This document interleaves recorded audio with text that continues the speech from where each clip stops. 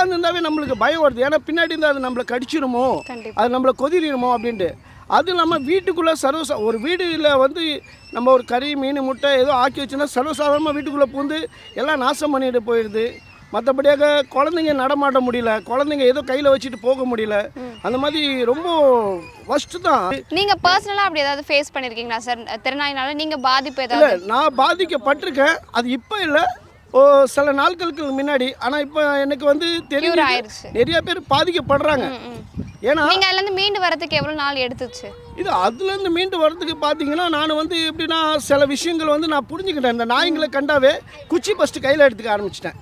First நாய்களை பார்த்தாவே, இப்போ என் பெரிய பொண்ணு கூட அப்படி தான், நாய்களை பார்த்தாவே அப்பா நாய்ப்பா அப்படின்னு பயப்படுது. ஆனாலும் அந்த சமூகம் நடந்த பிறகு நாய்ங்க வந்து வெறித்தனமாக ஒரு ஆடை கிட்டத்தட்ட 7-8 நாய் கொதறி சாப்பிட்டது என் கண்ணால் நான் பார்த்துருக்கேன்.